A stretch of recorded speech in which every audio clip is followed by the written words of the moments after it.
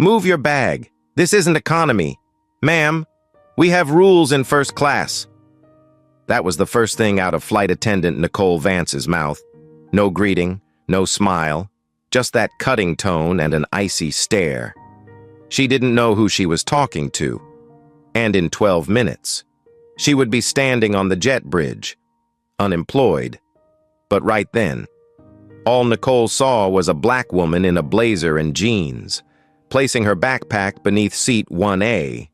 What she didn't realize was that woman, Erica Thompson, owned 20% of Horizon Air and held the title of CEO. What happened next would go viral in minutes, tear through TikTok and X like wildfire, and expose the rot that still lingers in our skies. Before we jump in, I want to know something. Where are you watching from? Drop your city in the comments. If you've ever boarded a flight and felt like you had to prove you belonged, this story is for you. Subscribe to the channel, and if you believe that leadership means standing up when it's hardest, tap that like button. Now, let's go back to that moment. 1:56 p.m. Central Time, Gate C-17, Chicago Midway Airport. Erica Thompson wasn't flying in her usual tailored suit. She dressed down that day, casual but sharp. Dark jeans, black blazer, low heels, the kind of outfit that didn't scream power but whispered confidence. After a 3-hour weather delay, she stepped aboard the Horizon Air flight to Austin not as CEO, but as a passenger, a paying customer in seat 1A. Her goal was simple: to travel undercover and experience what so many others had reported: subtle discrimination, icy tone, invasive challenges, and sudden errors in ticketing. She'd read the complaints. She'd seen the Reddit threads. One TikTok clip had shown a black woman's first-class boarding pass being scanned and rejected until a white passenger behind her intervened. Erica had seen enough. So, she booked this flight herself. No assistant, no fanfare, just her black backpack, and a mission. But before she could even sit down, Nicole Vance appeared. White, mid-30s, sharp ponytail, that artificial hospitality tone already wearing thin. "You'll need to put that bag up top," she said. Eyes narrowed. Erica responded calmly. "If there's space, I will. Otherwise, I need access to it for my laptop and iPad."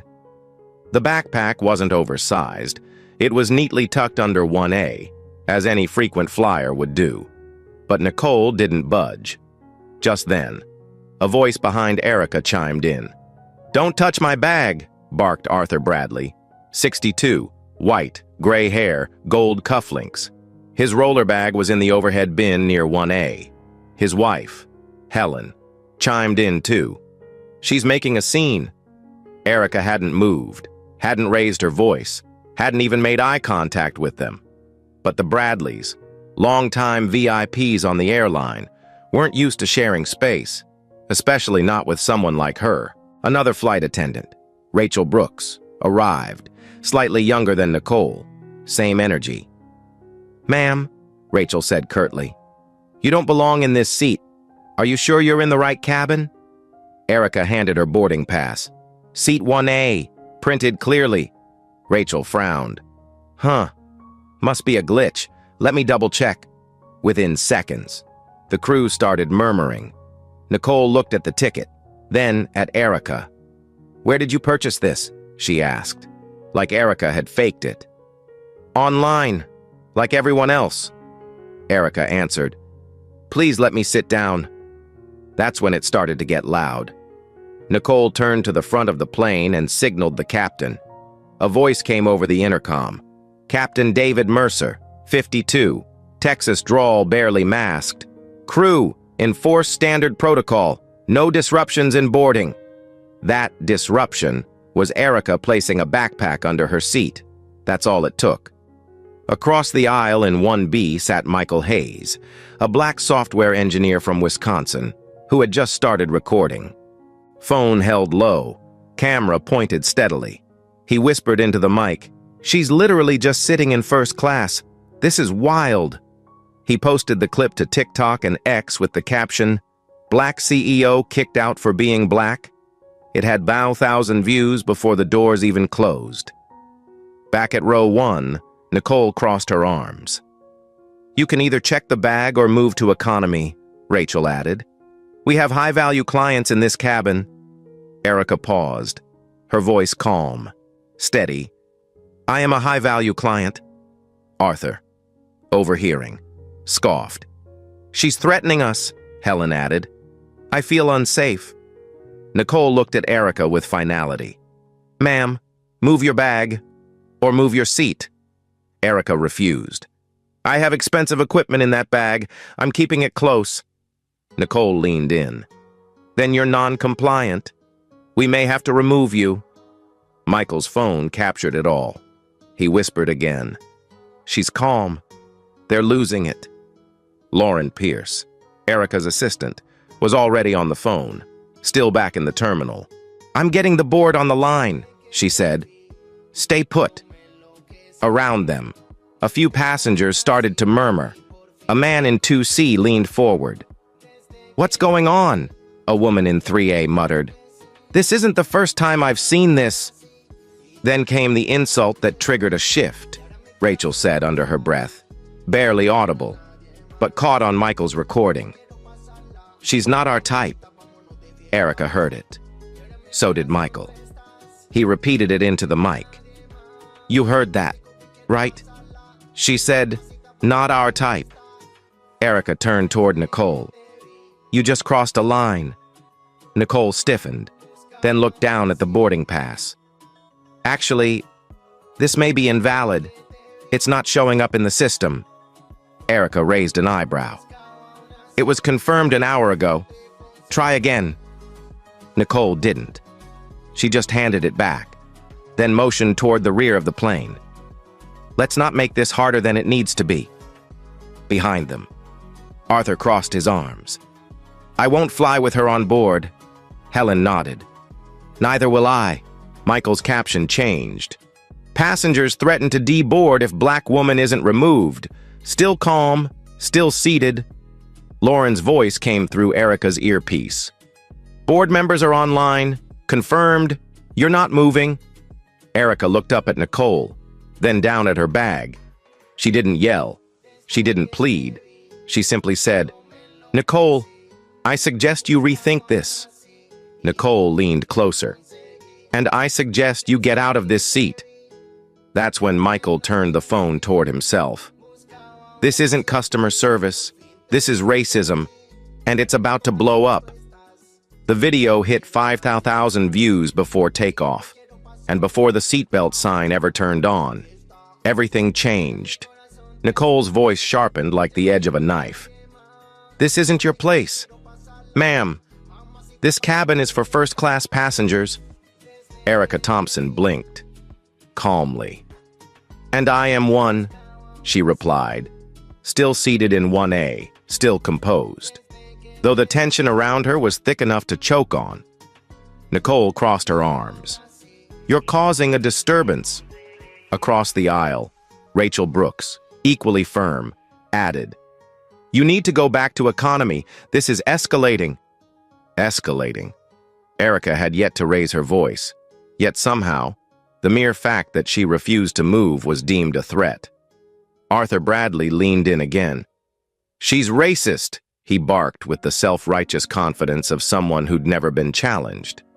Helen Bradley fanned herself dramatically and added, She's making everyone uncomfortable. Michael Hayes, still recording from 1B, looked around in disbelief. Unbelievable, he muttered into his phone. His latest caption read, White couple calls black woman racist after she refuses to give up first-class seat. You can't make this up. The video hit 100K views in just 6 minutes. A woman 2 rows back tapped her husband's arm. You remember that post I showed you? Same airline? He nodded grimly. Back at the front of the cabin, Lauren Pierce had reached 2 Horizon Air Board members and was whispering into her Bluetooth. She's being targeted. You need to act fast, she said. A few passengers began murmuring louder, now aware of Erica's identity, though not everyone had pieced it together. Michael spoke up again, this time louder. She's the CEO. Folks, I looked her up. That's Erica Thompson, Horizon Air. Nicole whipped her head toward him. Excuse me, sir, this doesn't involve you. It does now. Michael snapped back. You're harassing a paying customer. You're about to go viral for all the wrong reasons. Erica, still seated, glanced at her backpack under 1A. Inside that bag is a MacBook, a company-issued iPad, and a few sensitive documents. If you think I'm leaving it unattended, think again. Nicole narrowed her eyes. Protocol is protocol. Erica didn't flinch. And discrimination is discrimination. I'm not moving. By now. The video was spreading beyond TikTok. A screenshot had made it to X, formerly Twitter, and comments were pouring in. How many times do we have to go through this? You'd think a CEO would be treated better. But no, she's black. That airline's got a real problem. Then came the memory. The sting from 14 years earlier, when Erica, just 28, stood in front of an investor panel and was told she wasn't the right face for a tech startup. It was the first time she'd heard the phrase optics used as a weapon. That humiliation, that exclusion, was part of what had driven her to build her career from the ground up, eventually becoming Horizon Air's second-largest shareholder. And now, here she was, being told again that she didn't belong. A different setting, the same shadow. Michael was now live streaming. I don't care if I miss my connection. People need to see this. She's done nothing wrong. Nicole, visibly flustered, said, This isn't about race. Rachel cut in, louder. You people always play the race card. The cabin went silent. That was the moment. Even some of the passengers who had stayed quiet began to shift in their seats. One woman pulled out her phone. Another man started recording. Erica took a breath. Nicole, verify my ticket again. Nicole huffed. I told you, it's not in the system. Then call your supervisor. Erica replied. Because I have confirmation on my phone, and so does my assistant. Lauren, still outside the cabin, said over the line. They're stalling. The board is furious. Keep recording. Rachel tried to block Michael's camera with her hand. Sir, filming isn't allowed. It's allowed when someone's being discriminated against, he replied. And this isn't your airline, it's hers. Nicole turned red. You're delaying this flight, Erica replied. No, you are. From the intercom, Captain David Mercer chimed in again. Cabin crew, resolve the issue or begin off-boarding. Michael laughed dryly. You mean, kick the black woman off the plane so we can take off on time? That's what this is, right? A woman behind him said. She's not the problem. Another voice chimed in. This whole thing feels wrong. Then, Lauren overheard something through the open cabin door. Rachel muttering to Nicole. The board's not going to like this. We should have prioritized someone less controversial. Lauren's eyes widened. Got it, she said, recording it on her end. That's the lawsuit quote. She texted the recording to a Horizon board member, along with a single line. They're admitting bias out loud. Erica stood up, not to leave, but to make her point clear. Let me say this plainly. You're targeting me not because of protocol, but because of who I am and how I look. You're assuming I don't belong here. Despite clear documentation, that's discrimination. Michael raised his voice. And they just admitted it. I heard it. We all did. Rachel glared at him. You don't understand how this works. I understand enough, he said, flipping his screen toward her. Say hi to the internet. The video crossed 250K views by that point. The comments were pouring in, furious, relentless. Fire them. Sue the airline. She's the CEO. This is insane, Nicole stammered, trying to keep control. We're following procedure. But the narrative had already shifted. The passengers knew, the viewers knew, and the truth was out. Lauren, now boarding the plane herself, stepped into the first-class cabin, flanked by a gate agent. "That woman," she said, pointing at Erica, "is Erica Thompson, our CEO, and this footage," she added, holding up her phone, "is now in the hands of the board and legal—" A hush fell over the row. Rachel backed away. Nicole looked stunned. Captain Mercer's voice came again. "Miss Pierce, please step out of the cockpit." "No," Lauren replied. "I'm here under board orders, and we have a problem." Erica looked around at the passengers. Her voice didn't waver. "Now everyone here knows exactly what kind of airline this is, at least under your watch," Rachel said quietly. "You're twisting this," Michael cut in. "No, you twisted it. You flagged her ticket. You called her a threat, and now you're caught." At that exact moment, his phone vibrated. He looked down. 500,000 views, and it's only been 10 minutes. Erica sat back down in 1A, calm, grounded. Lauren stood beside her. "Board is watching," she said. "They're on a call right now. Get ready." Nicole, visibly shaken, whispered something to Rachel, who then walked to the back of the cabin. A ripple of tension moved through the plane, but no one moved to deboard. Not now. Not after what they'd seen. Erica closed her eyes for a second, letting the noise settle. Then she opened them. 12 minutes, she whispered to herself. That's all it took. By minute 12, everything was unraveling. Michael Hayes lowered his phone for a moment and turned toward Erica. "They're editing your reservation now. I just saw it." Erica's brows narrowed slightly. "What do you mean?" "They just reassigned your seat to someone else in the system," he said, holding up the airline's passenger app on his phone. "It shows 1A as vacant now. You've been moved to 22C, middle seat, back of the plane." Erica stared at the screen. "That's deliberate tampering," Michael nodded. "And I've got a screen recording of the update." Before she could respond, Nicole came storming back to the front of the cabin, followed closely by Captain David Mercer, now standing tall in the aisle with his pilot cap tilted just slightly forward like a shield. "Miss," he began in a flat tone, "you're being asked to deplane immediately." Erica didn't move. "For what reason?" "Passenger disruption and crew non-compliance." David didn't meet her eyes. "We've made the decision for the safety of the flight." Erica let out the faintest breath.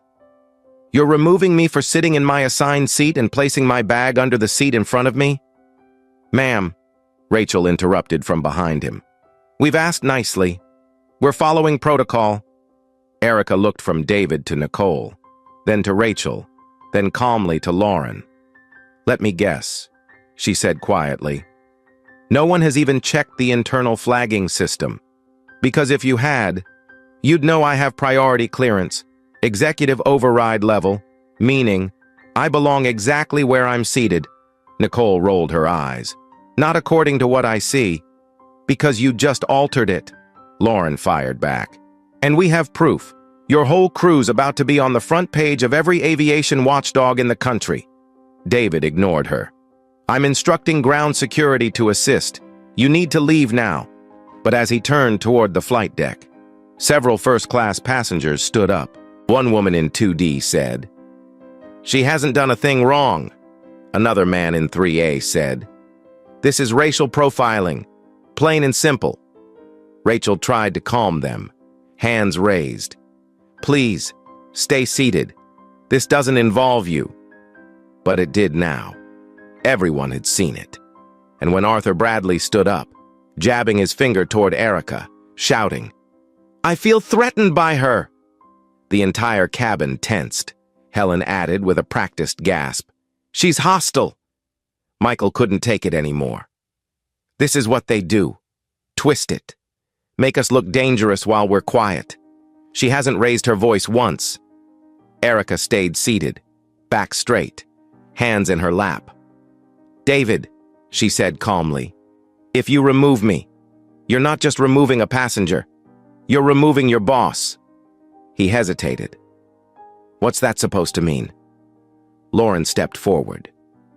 You're talking to Erica Thompson, CEO of Horizon Air and the second largest shareholder in the company. She has full authority over in-flight policy, security decisions, and disciplinary protocol. Silence. Nicole blinked. Wait. What? You heard me, Lauren said. She's your boss, and now you've tried to delete her from the system and physically remove her without cause. David tried to recover. This is a misunderstanding. We were following procedure. Your procedure, Michael said, raising his phone again, is being broadcast live to 300,000 people. He turned his screen around. The count ticked up. 301K, 305K, 312K. Every second you double down makes it worse. Rachel stepped forward, red-faced. This is out of control. No, Erica said, standing now. It's finally under control, because now it's out in the open. David's earpiece crackled. A voice from the tower cut in. Captain Mercer, delay authorization is now on hold pending corporate communication. Do not proceed with removal. Lauren smiled faintly. That would be the board calling. A few passengers clapped, hesitant but real. The man in 3A raised his voice. Leave her alone. She paid for her seat. She deserves respect. Nicole suddenly looked small. Rachel avoided eye contact altogether. Michael turned to the aisle. And guess what? Her boarding pass wasn't invalid. You flagged it manually.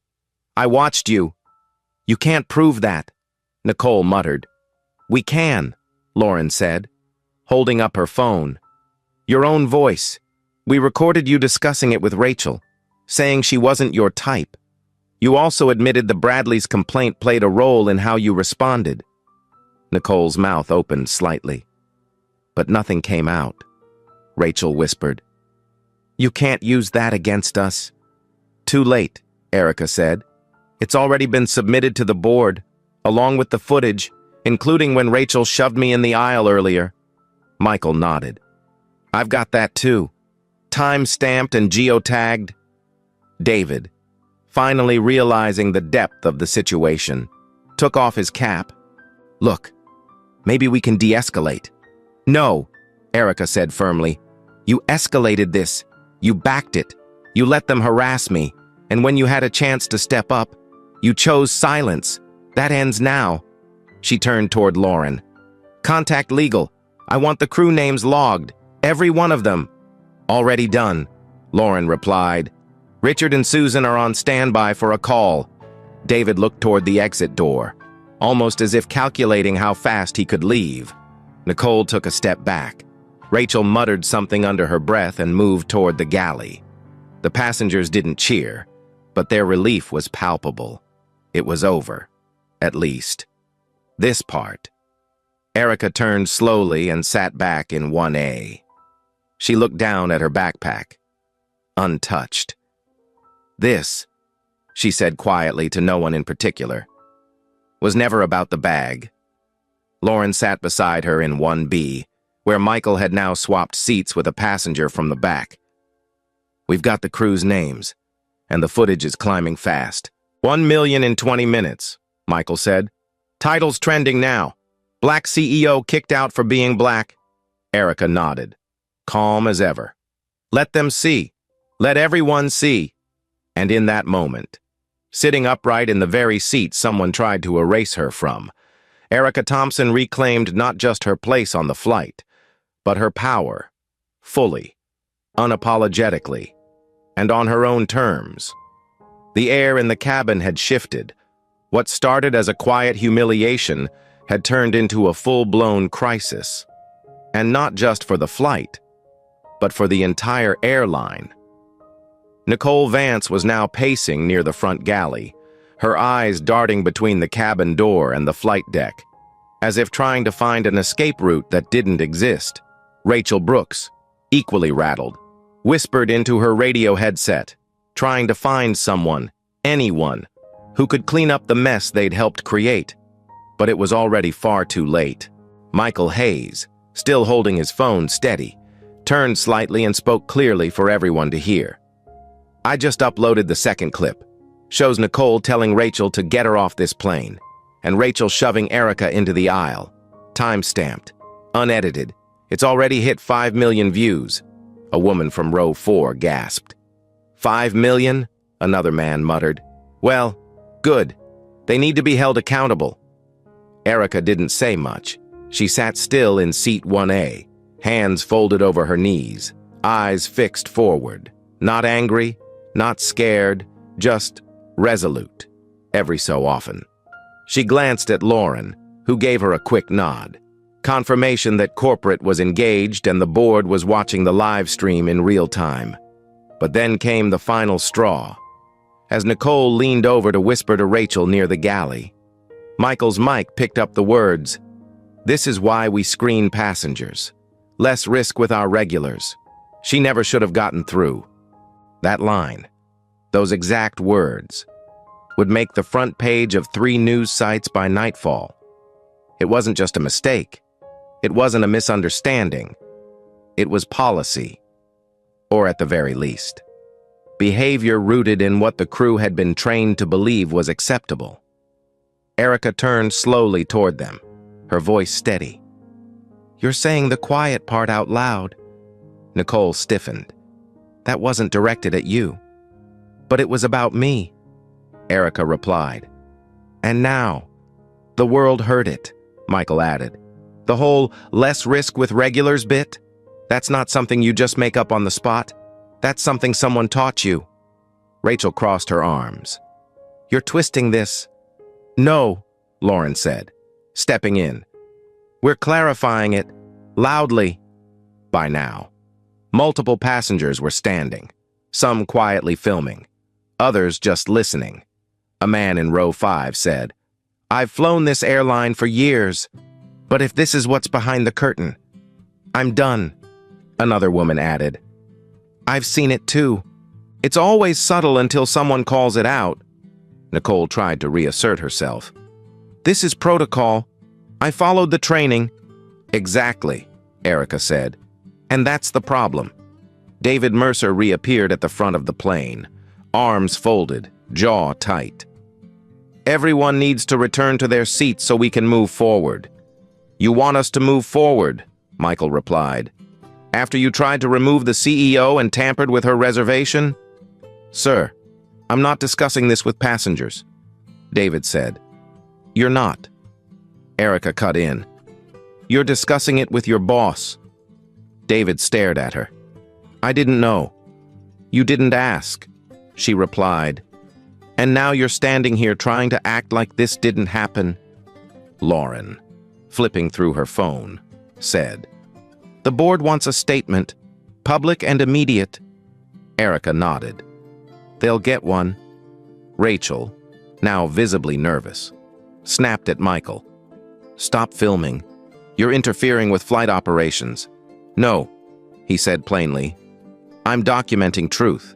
You interfered with operations when you decided her skin color meant she didn't belong here." A few passengers clapped. It wasn't loud, but it was real. Nicole, now sweating, looked to David. "What do we do?" David replied flatly. "We follow procedure." "What procedure?" Erica asked. "Because so far, it looks like the only procedure you know is how to cover your tracks." Nicole's voice cracked. "I was just doing what we were trained to do." Michael's voice rose, steady and sharp. "And what, exactly? Were you trained to do? Profile people? Ignore confirmed tickets? Call someone dangerous because they make you uncomfortable?" The cabin went quiet again. Not from fear, but from realization. Erica took a breath. "Let me be very clear. This is bigger than you. Nicole, it's bigger than Rachel, and even David. This is about a pattern, one that's gone unchecked for too long," Michael added. "That's what people have been saying online for years. And now we have faces. We have voices. We have proof." Lauren stepped forward. "The board has asked for full names of every crew member involved. The audit begins today." Rachel turned pale. Audit? Nicole whispered. You're serious? Dead serious, Erica replied. And while we're at it, we'll be reviewing the training modules that told you people like me don't belong in first class. Michael looked toward the back. I think the whole plane would support that. A chorus of agreement rippled through the cabin. David finally spoke. This is becoming unmanageable. We need to deplane and reset. No, Erica said. We fly, with a new crew, or this flight doesn't move. Lauren echoed her. You've lost the confidence of the passengers and of leadership. Step aside. David's earpiece crackled again. This time, the voice from the tower was direct. Captain Mercer, be advised. Your authority is temporarily suspended pending internal review. A supervisory team is en route. Nicole sank into a jump seat, stunned. Rachel backed toward the galley. Michael stood now, facing the row of cameras and passengers. Let the record show. This is how we change things. Not by yelling, not by threats, but by standing up, calmly, clearly, and with the truth. Lauren looked to Erica. It's yours now. Erica stood, strong, composed. Nicole Vance, Rachel Brooks, Captain Mercer, you are hereby relieved of your duties, effective immediately, pending formal review and permanent termination. Your conduct violated not only company policy but basic decency. You will exit this aircraft before we take off. Gasps rang out from every row. Nicole began to protest. This isn't fair. Fair, Erica said, stepping forward, is when every passenger is treated with respect. You made your choice. Now live with it, Rachel whispered. You're destroying our careers. No, Erica said. You destroyed them the moment you decided I didn't belong here. Michael, from behind her, added softly. And now, millions of people agree. The mood shifted again, this time from tension to resolution. A calm spread across the cabin. The passengers, the crew, the viewers online. Everyone had seen enough. And the woman they tried to dismiss had just turned 12 minutes of humiliation into the beginning of a reckoning. Erica didn't rush her words. She didn't need to. The power in her voice came not from volume, but from certainty. Nicole Vance, Rachel Brooks, Captain Mercer, as of this moment, your employment with Horizon Air is terminated. The silence in the cabin was immediate and total. You could hear the whir of the ventilation, the soft buzz of overhead lights, and the stunned breath that Rachel took, as if she didn't quite believe what she'd just heard. Terminated? Rachel said, almost in a whisper. You can't do that. I just did, Erica replied, still calm, still composed. You not only violated protocol, you violated every principle this company claims to stand for. You acted with bias, you manipulated systems, and you put our reputation and our passengers at risk. Nicole's jaw clenched as her face turned a deep red. We were just trying to follow procedure, Arthur said. I don't work for Arthur Bradley. Erica cut in. I run this airline, and I will not allow any customer, I don't care who they are, how long they've been flying with us, or how much they pay, to dictate who deserves to be treated like a person. David Mercer stood stiffly, his arms behind his back like he was trying to keep from falling apart. You've just embarrassed this airline, he said. No, Erica responded without hesitation. You did. I'm just cleaning it up. Lauren Pierce stepped forward, handing each of them a printed form with their names already typed across the top. This is your official notice of suspension, effective immediately. A formal termination letter will follow, pending a final board review. Security will escort you off the aircraft. Nicole took the paper, barely glancing at it. This isn't over, she muttered. You think you're safe because you've got a title. Erica looked her square in the eye. No, I'm not safe because of my title. I'm accountable because of it. That's the difference between us." The murmurs in the cabin started to rise. Not confusion anymore, but applause. Soft at first, then louder. The woman in 2D began clapping slowly. Then the man in 3A followed. And soon the entire front of the aircraft was filled with passengers clapping, nodding, and quietly saying, "Thank you," as if justice had somehow arrived in real time. Just then, board members Richard Ellison and Susan Caldwell appeared at the front of the cabin, having boarded discreetly through the forward jet bridge. Richard, in a navy blazer and rimless glasses, stepped forward with a nod to Erica. "We've reviewed the footage," he said clearly. "We've spoken to Tower Command, and we've seen the statements. On behalf of the Horizon Board, I want to offer you, and every passenger on this flight, a formal apology." Susan, standing beside him in a charcoal suit, added, "This incident does not reflect the values we claim to uphold, and for that, we are not only sorry, we are prepared to take action." Erica offered a slight nod, but didn't smile. She wasn't interested in ceremony. She was here to restore order. "I want retraining implemented immediately," she said. "I want a full audit of crew conduct and the training protocols that enabled this behavior, and I want all flagged incidents from the past 3 years reopened for review. If we're going to be better, we're going to be honest first." Richard looked impressed. "Agreed. We'll begin before day's end." Meanwhile, Michael Hayes, who had stepped quietly into the background, checked his phone. "We're at 20 million views," he announced, more to the room than to anyone in particular. "They're calling it the Gate 1A Reckoning. It's on 3 national trending lists. Aviation watchdogs are already tagging Horizon in accountability posts." Erica turned to him. "Good. Let them. We're not hiding this." Rachel, who had remained strangely silent, suddenly said under her breath, "You don't understand. We were trying to keep things calm. Arthur said he felt unsafe." "So you punished me for his fear?" Erica asked, her voice rising slightly for the first time. "You dehumanized a paying passenger because someone else didn't like the color of her skin?" Rachel looked down. "We thought—" "No," Erica said. "You didn't think at all. And now you've answered for it."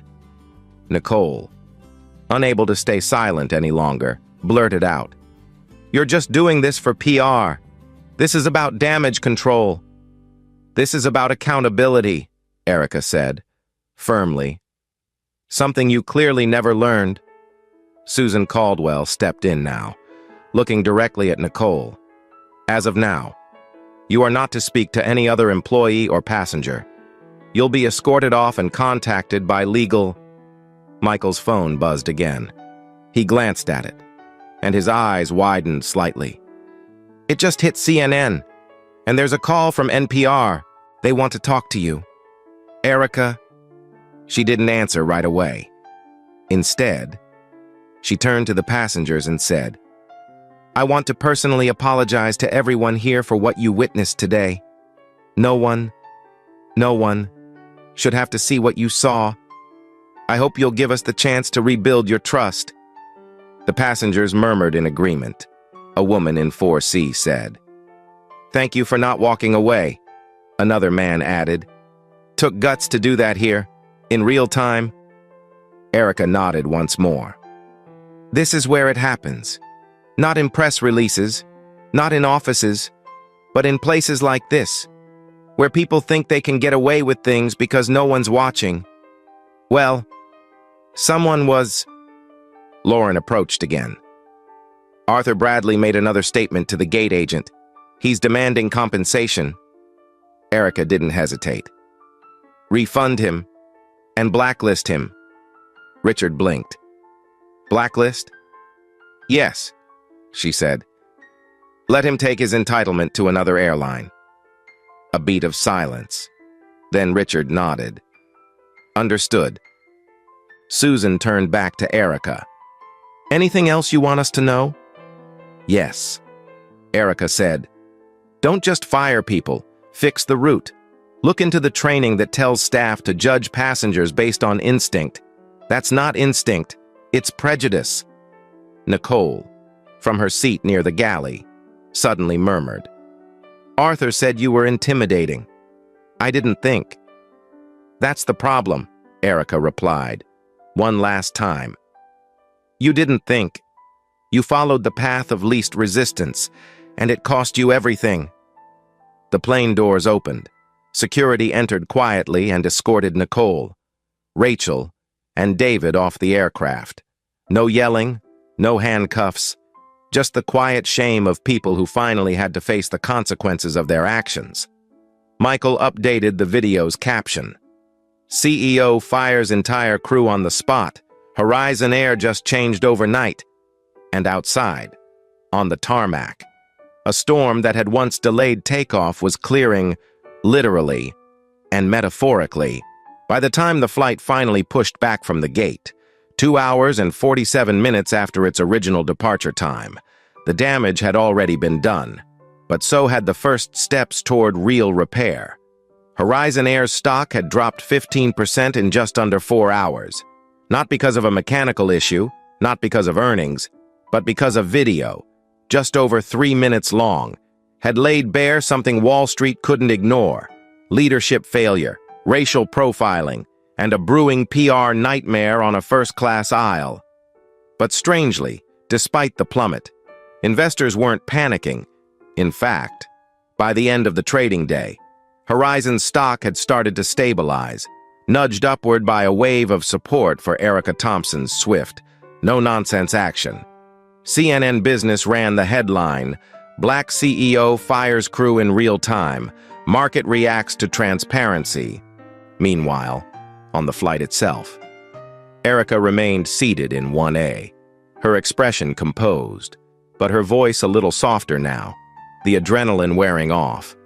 Lauren leaned in from 1B, whispering, You did exactly what you needed to do.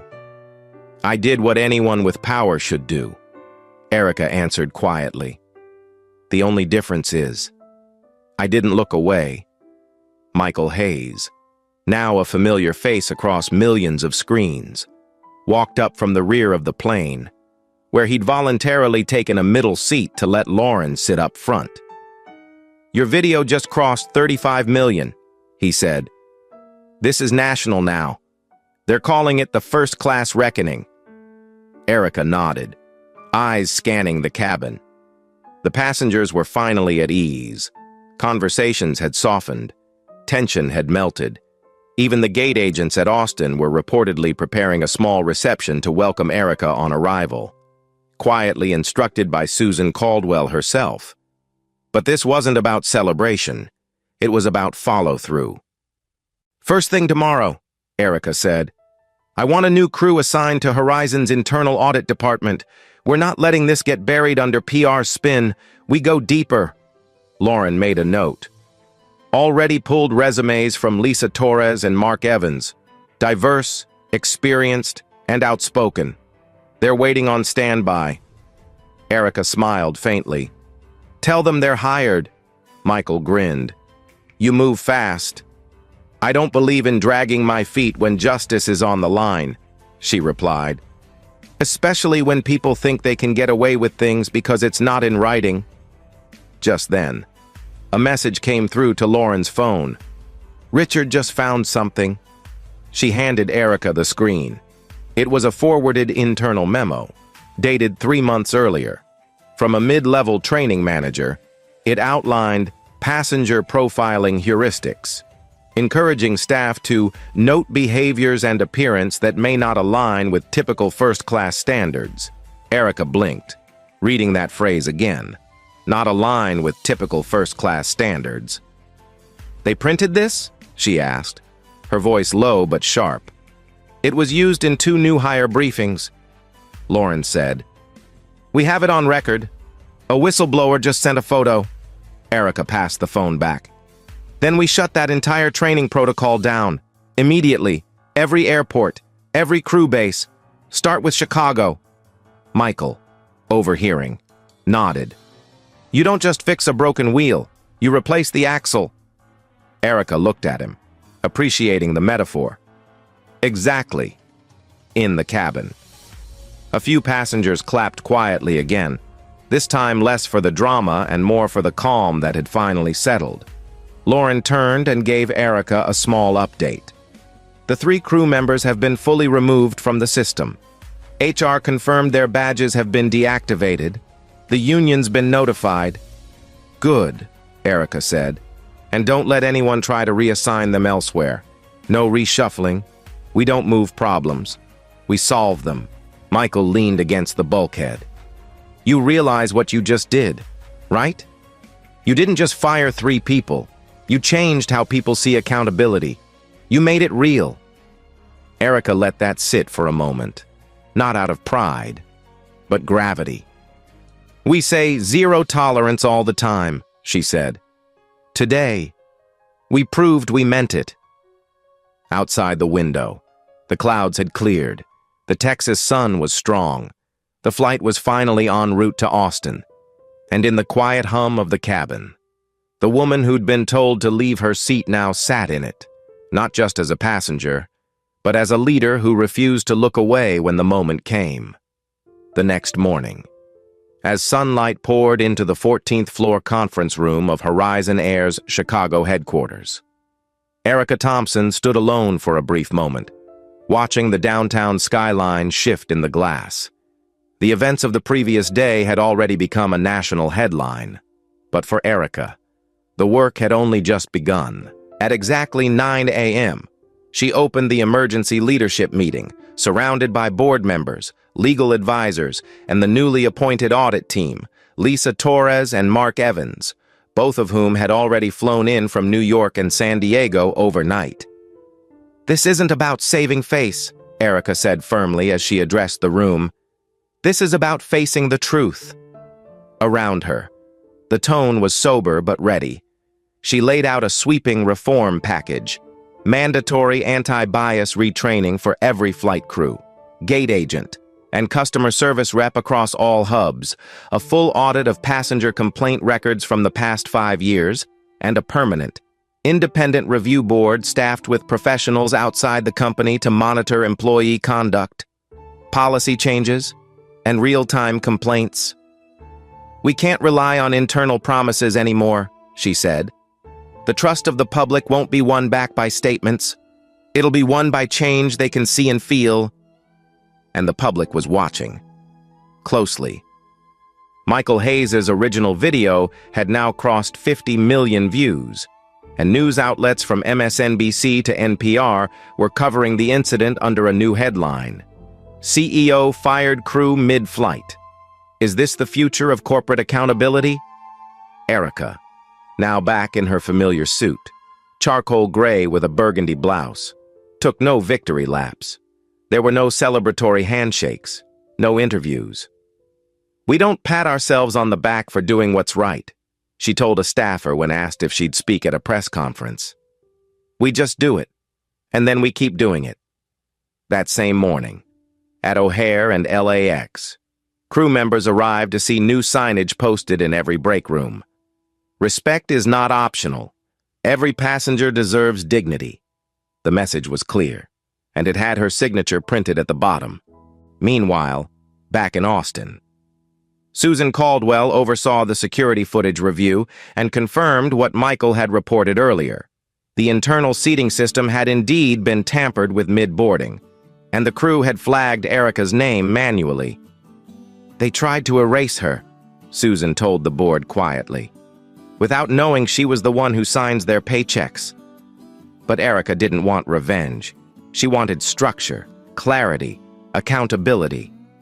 Let this be the line, she said in the boardroom. Not the beginning of outrage, the beginning of responsibility.